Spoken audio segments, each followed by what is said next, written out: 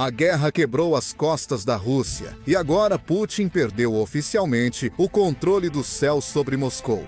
O caos não começou com um míssil, mas com um grupo russo desesperado. Ontem, Putin apresentou um novo míssil de cruzeiro que diz ser imparável, tentando intimidar os Estados Unidos da América para suspenderem as sanções. Mas a resposta ucraniana foi instantânea. Poucas horas depois, a Ucrânia fez um ataque tão ousado que Putin precisou concentrar todas as defesas aéreas em Moscou, deixando o resto da Rússia exposto. A medida desesperada do Kremlin foi instantaneamente exposta como uma humilhação. A Força Aérea Russa deixou a capital para evitar perder 7 bilhões de dólares, como na Operação Teia de Aranha, mostrando que nem ela confia nas defesas aéreas russas. É assim que a tentativa de Putin de mostrar força só revelou sua fraqueza e provou que a Rússia é um tigre de papel paralisado pelo medo. Tudo começou com este anúncio. Ouça só. Sobre o exercício, gostaria de pedir ao chefe do Estado-Maior que faça um relatório sobre este e outro evento. Você mencionou isso brevemente. Estou falando sobre o teste do míssil Burevestnik com um motor de propulsão nuclear que tem alcance ilimitado. Agora, Putin afirma que esse míssil ficou no ar por 15 horas. Mas se esse fosse realmente o caso, os Estados Unidos com certeza teriam detectado alguma coisa. Veja, esse míssil usa um motor nuclear. E toda vez que se utiliza um motor assim, libera material nuclear na atmosfera, facilmente detectável. Agora, a segunda coisa que Putin não mencionou aqui é que a Rússia já testou esse míssil 2 vezes antes. E o teste durou 7 segundos e 15 segundos, respectivamente. Isso porque, nas 2 últimas vezes, o motor nunca chegou a funcionar de verdade. Então, eu duvido que esteja funcionando. Uma semana após os Estados Unidos da América anunciarem sanções devastadoras. O objetivo desse anúncio não era exibir o avanço tecnológico da Rússia, mas sim espalhar medo nos Estados Unidos. Podemos notar isso apenas observando que o braço direito de Putin está agora nos Estados Unidos, dizendo ao governo que a Rússia possui esse chamado míssil imparável. Ouça você mesmo, este é Kirill Dmitriev e ele está aqui nos Estados Unidos. China, certifique-se de que o presidente Trump retire as sanções. Também já conseguimos transmitir aos nossos colegas americanos a informação sobre a reunião do presidente Putin com o Estado-Maior que aconteceu esta manhã, onde o presidente foi informado de que 5.000 soldados ucranianos estão cercados na região de Kupiansk e 5.500 na região de Krasnoy-Armailsk. E sobre o teste bem-sucedido de uma classe absolutamente nova de míssil, o Burevestnik, que é movido à energia nuclear. É essencial comunicar essa informação diretamente à liderança e aos principais responsáveis da administração do presidente dos Estados Unidos. Sim, é assim que uma superpotência atua.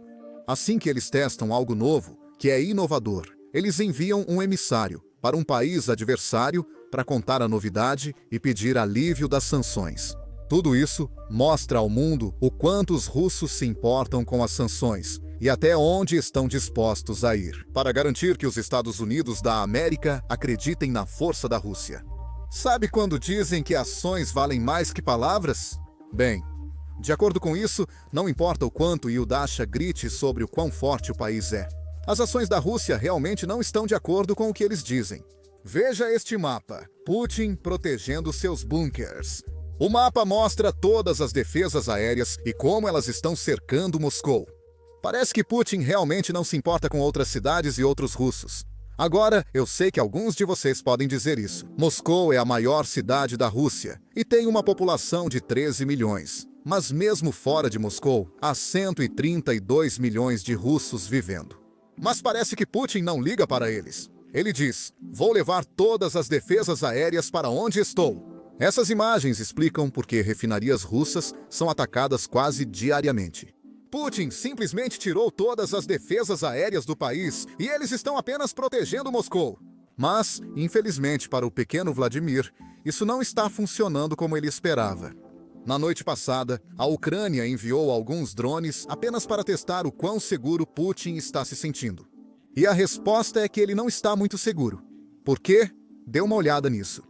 São recrutas russos ou policiais. Não sei exatamente o que são, mas estão parados do lado de fora do Kremlin. E aquela parede atrás de você? É basicamente a muralha do Kremlin. Eles têm uma metralhadora em um caminhão esperando drones que perseguem Putin. Não sei por que Putin faz isso. É porque ele não confia nas defesas aéreas russas? Ou é porque ele está tão paranoico? Ele quer múltiplas camadas de segurança? De qualquer forma, ele estava certo, porque as defesas aéreas russas não são confiáveis. Um míssil das defesas aéreas russas aparentemente atingiu um prédio de vários andares em vez de um drone. Veja, temos as imagens. Não são ótimas, mas dá para ver algo.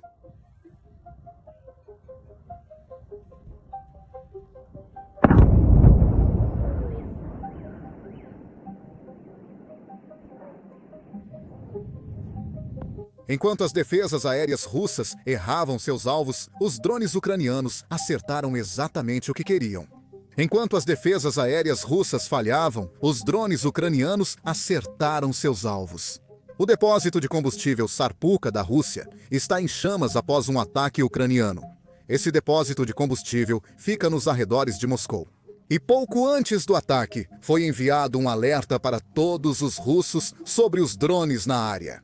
Agora, é claro, de acordo com o prefeito da região, a Rússia derrubou todos os drones e os danos que você vê são por causa dos destroços do drone. Como dizem nos comentários, imaginem o estrago que um drone ucraniano causaria se apenas os destroços já destruíram quase 40% das refinarias russas. Se pensar assim, faz sentido porque Putin está assustado. E pelo visto, ele não é o único com medo. A Força Aérea Russa rapidamente fugiu de Moscou durante o ataque. Após a Rússia saber da chegada de drones ucranianos a Moscou, todos os aeroportos foram fechados temporariamente. Além disso, a Força Aérea Russa evacuou seus Su-34, Su-35 MiG-29, Tu-160 e Tu-95MS.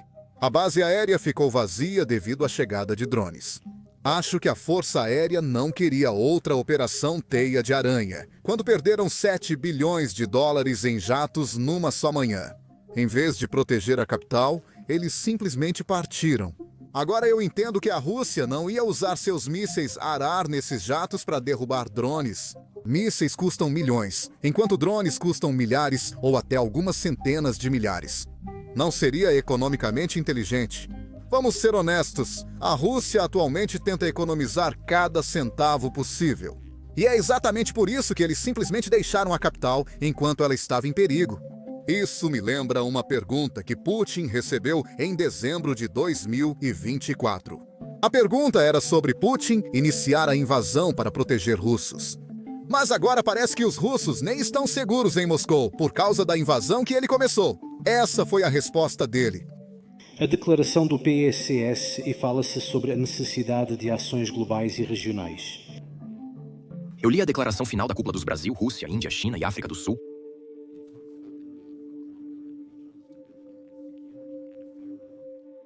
E o lema da presidência russa dos Brasil, Rússia, Índia, China e África do Sul inclui essas ideias de justiça e segurança. Mas qual a relação disso com suas ações nos últimos 2 anos e meio?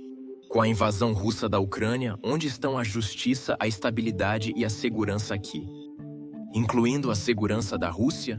Antes da operação militar especial, não havia ataques de drones, bombardeios de cidades ou tropas estrangeiras em território russo. Nada disso existia. Lá das cidades russas, nem tropas estrangeiras ocupando o território russo.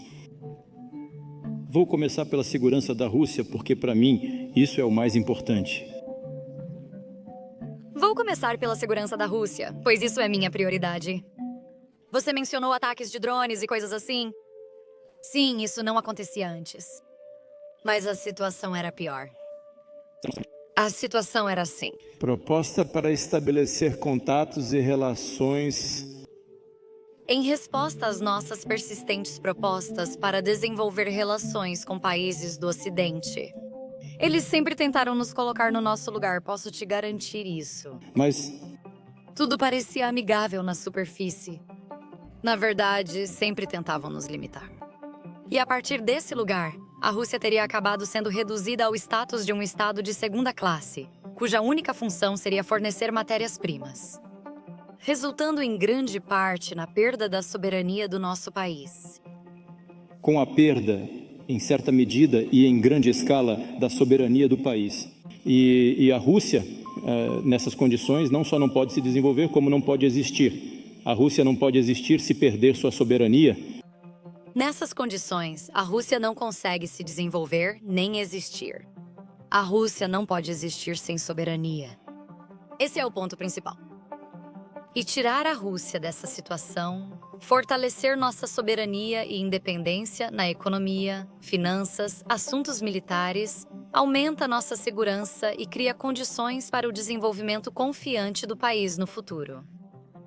Como um Estado independente, pleno e autossuficiente, com os parceiros que temos no Brasil, Rússia, Índia, China e África do Sul, que respeitam a independência da Rússia, respeitam nossas tradições e que nós também tratamos da mesma forma.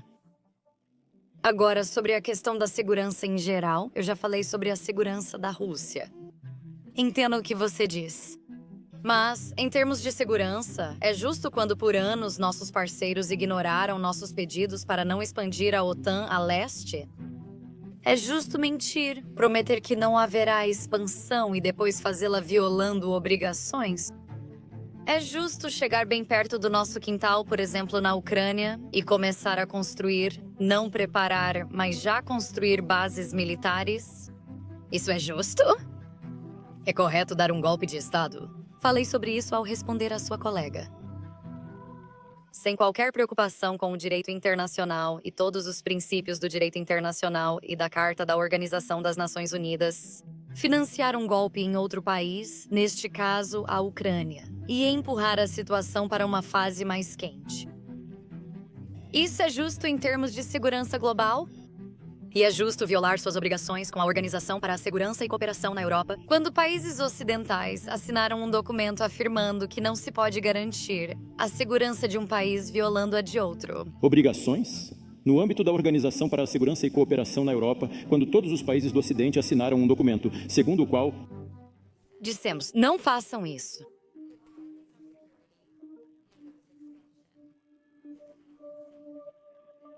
Isso é justo? Nada aqui é justo e queremos mudar isso, e vamos mudar. Isso é justo. Não há justiça aqui e queremos mudar essa situação e vamos conseguir isso. Agora sinto que definitivamente preciso fazer um vídeo dedicado sobre todo esse assunto. Como vocês ouviram, segundo Putin, sempre se trata da expansão da OTAN. Ele nunca questiona por que todos os vizinhos da Rússia querem se afastar dela e entrar na OTAN? Talvez a Rússia seja o problema. Além disso, a OTAN nunca prometeu à União Soviética que impediria países do leste europeu de aderir.